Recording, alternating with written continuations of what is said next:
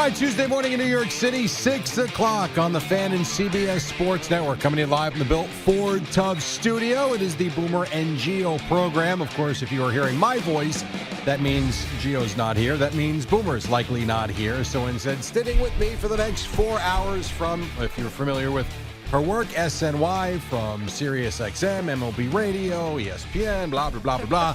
Dani Wexelman. Dani, good morning. How are you? That's sometimes how I think of all the things that I'm doing, too. I'm like, you can just stop.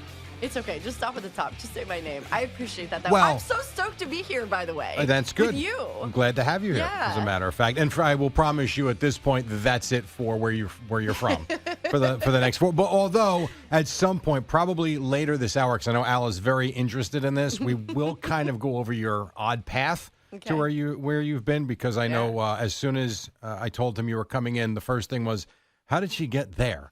And so at some point, probably later in this hour, we will tell Al and everybody how you got there and how you are now here. So that's kind of cool. So we'll do it for the next 4 hours. Okay. And we've got like a million different things we're going to get to. The guys are golfing today, so we won't hear from Boomer or Gio, and that's fine. Hopefully they have a good day for Boomer's Foundation. But I thought...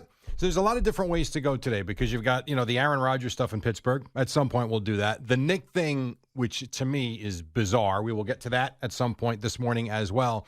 But I was thinking about this when I was driving home yesterday, and I thought it was perfect given the fact that your track record really is stoked in baseball, which is great.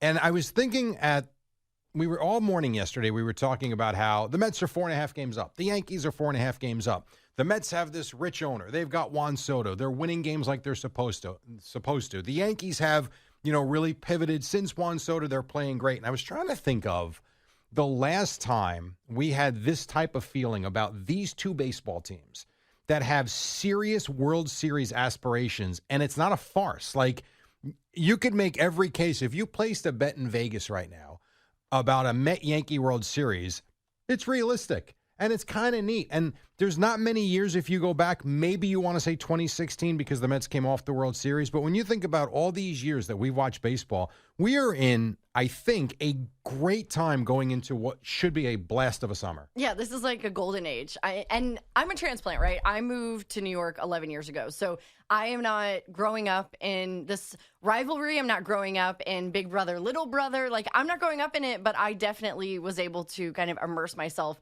over the last decade, understanding where rivalries lie, who cares about what. If you live here, then you care about this team, right? And for both of these teams right now to be peaking in this way because of how they've been built, give Brian Cashman a ton of credit, right? He has been through the ringer and back again. So I give him a ton of credit of what he's been building and how he spent money in this offseason, even if Garrett Cole went down. And then for the Mets to really turn a leaf. I think my favorite thing about Mets fans is the other shoe's always falling, right?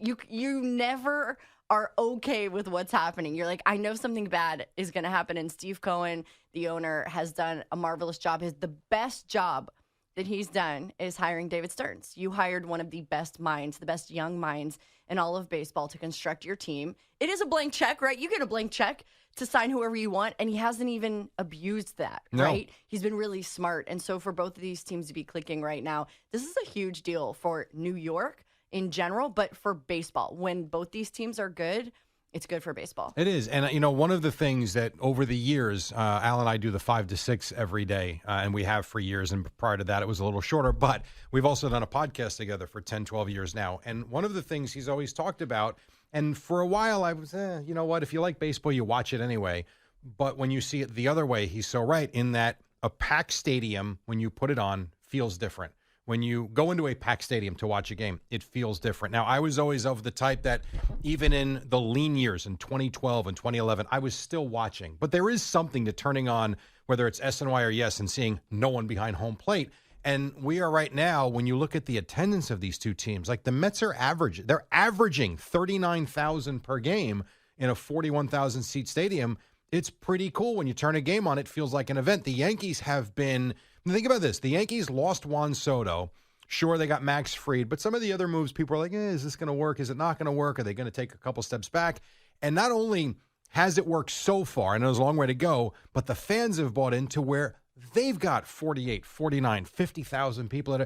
Like you are having almost between 40 and 50,000 people going to these games every single night. which is why you could make the case that these two teams could be on a collision course in October. Long way to go. I get it. But there's a feeling about these two teams that I don't know other than in 2000 that I've had in, it's got to be 20 years. It has to be. Well, there was a chance of a Subway Series last year. There was a glimmer. There were conversations. But not at this point. So you're right. Yeah. When we got through, when the Mets got hot, there was that feeling of maybe. Yeah. I'm talking about as we sit here on June 9th. Last year, June 9th, people were still writing this Met team off as trash. They were garbage, and who are we selling off? And then all of a sudden, things picked up. I guess my point is I'm sitting here. Summer hasn't begun yet, and you really have this feeling of two great teams. What do you mean summer hasn't started? I've been sweating for Summer weeks. Sucks around I've been here. sweating for weeks in New York City, especially under the subway. But let me say this too. The league, so I got my start at MLB.com. And so I was editing highlights. I was producing and editing game highlights. And the league was just starting to figure out that they needed to market their players. The NBA does the best at that, right? Sure. They're the best of the big four. The NFL does a really good job too, but the NBA, I think the Twitter following, the millions that they have, outdoes every other league, but baseball figured it out. And the reason that those stands are packed, not only because the product is really dang good, is because they know who these guys are, right? Aaron Judge has a personality. You didn't know it, but now you know it. They go out and they get Jazz. Like Jazz, to me, like what he does and how he just injects that energy into this team, those guys feed off of that. I covered Anthony Volpe in high school. I've known Anthony Volpe and his family for a long time, right? Anthony Volpe has always been a quieter kid. Same with Bobby Witt Jr. They're cut from the same kind of cloth.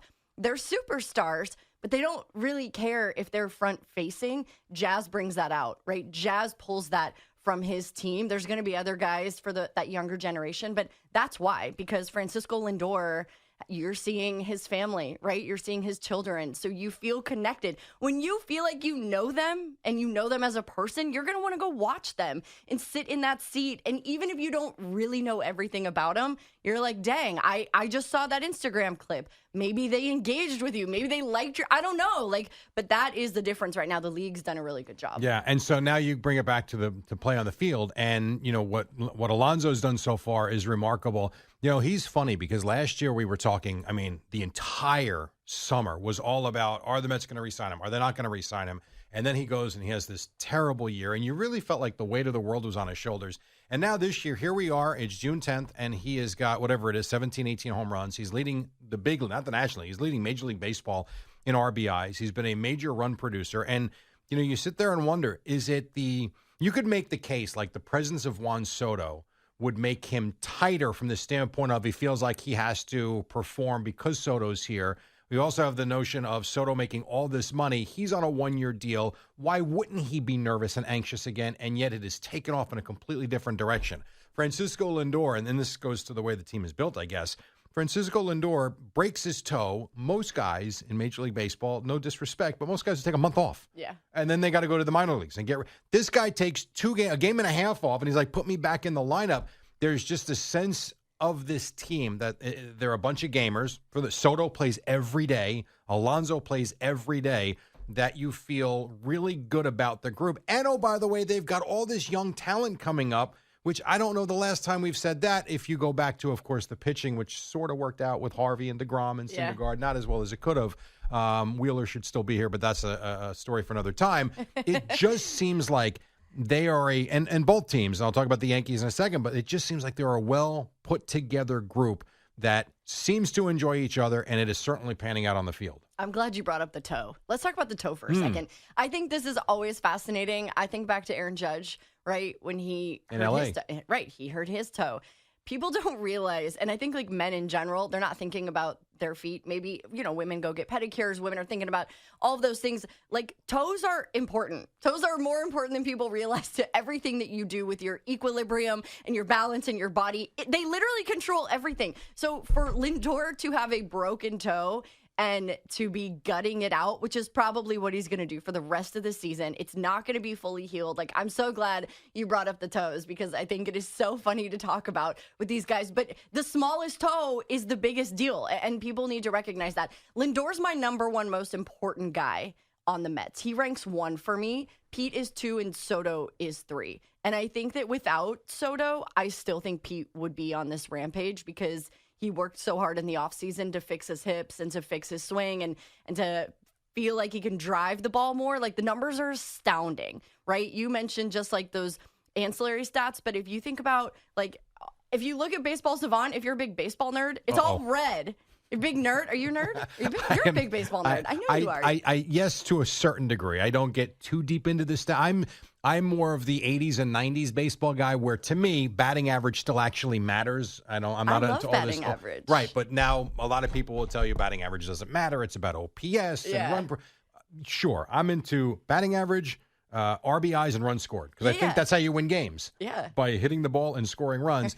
But if you want to get into Baseball Savant, go ahead. Well, I just want to say, I'll keep it really simple. So he hits the ball really dang hard. Mm-hmm. He's one of the best to do it, along with Aaron Judge, right? And he hits it really far. So those two things combined. So I kept it simple. Is that barreled up balls? Yeah, look at you, barrels. Well, I do know because Brandon Tierney in the midday is a baseball savant, if you will, and he loves the statistics. Yeah. To where I think even Eddie's pulled some of his diatribes on how well some guys have done with the numbers that will, and I understand what he's doing.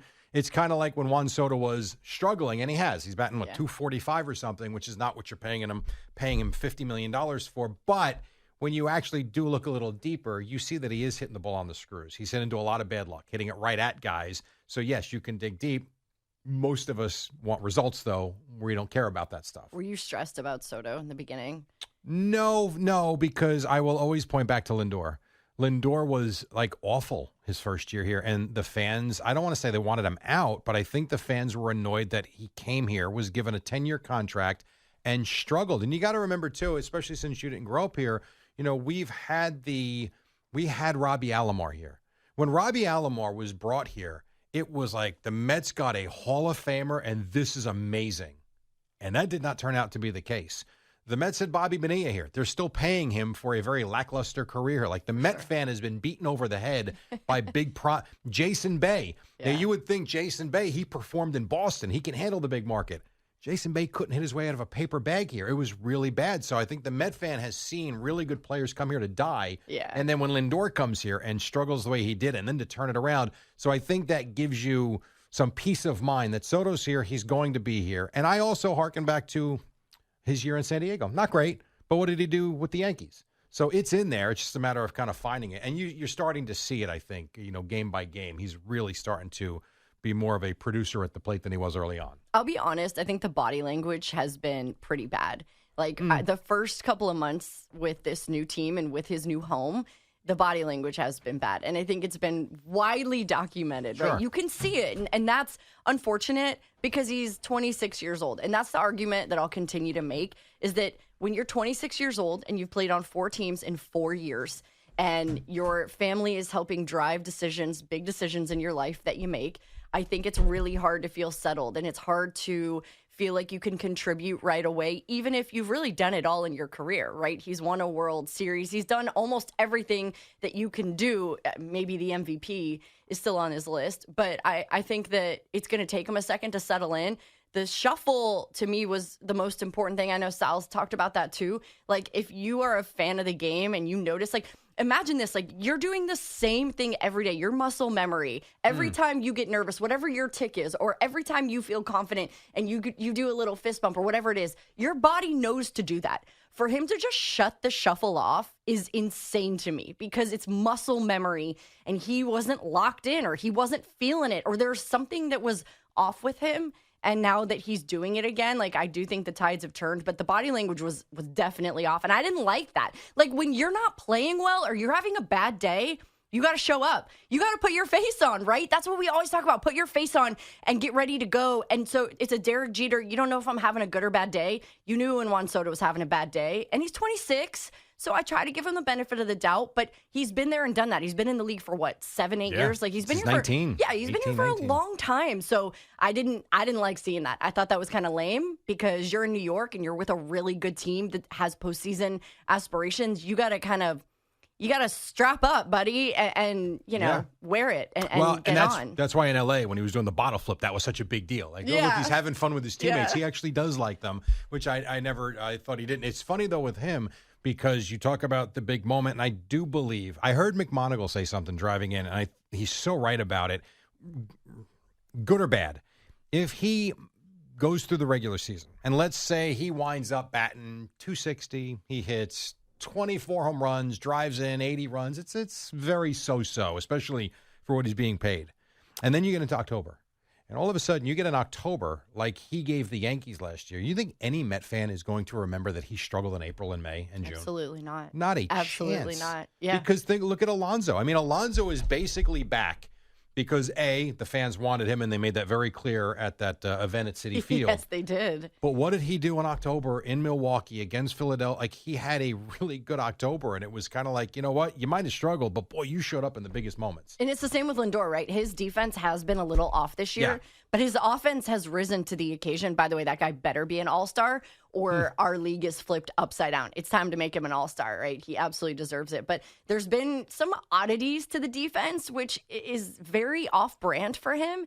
And because the bat has been so good and he's really found his stride in that leadoff spot, you're kind of like, all right. Like, I can see past it. I hope that it gets figured out because that won't fly in the postseason. But you kind of look past it when the bats come up in big moments. I think you're right. But I also think the fact that his wife was having the baby, that he is so sure-handed there that I really do think that's kind of behind him now. Yeah. That the Alonso thing tossing to first base, I'm not so sure about. And the throw home could get in his head, I suppose. Well, he's not being paid to be a Gold Glove defender. Well, no, but, for the first several years of his career, everyone labeled him as like this bad first baseman. And, I would watch, and he was getting better and better. And, last year, I really thought he turned himself into one of the better first basemen. And even this year, he's made some great plays, but God, he's made some bad throws. You know what? The throws aside, I will say, so because the shift is gone now, he's playing more of a second base role. If you really look at how the field is laid out, like he's playing a little closer to the second base bag. He's covering more ground. That's why he's making those diving plays. And that to me has stood out. Like he is going all out for this team. Like he wears his heart on his sleeve, and this guy wants it bad. Like who knows if he'll be back? This might be it, right? Might be. He has an opt-out after this year. He might not be back. He might say, you know what? I want to get paid. You guys really didn't give me what I was looking for, and I'm going to go and get paid. Somebody would probably pay him after this year. Well, if he goes 50 and 140, someone's paying him. Someone's going to pay him. There's no question about it. For sure. But that part of his game has definitely improved. But this is like when I go to the clubhouse, when I see him on the field pregame, like he looks chill. Like he looks like he is like, I got this. Were you there last year? Like, did you see him last year when he was struggling? Yeah, but look different? Maybe a little, but not a ton. He definitely is not going to show you or change his tone or anything, but you can see there's a little glimmer in his eyes this year. It does look different. It's working. Yeah. That's where the glimmer comes from. All right, we'll take a quick break. When we come back, we'll get CeeLo in here. It is Dani and Jerry in for Boomer and Gio on the Fan and CBS Sports Network, just getting rolling on a Tuesday.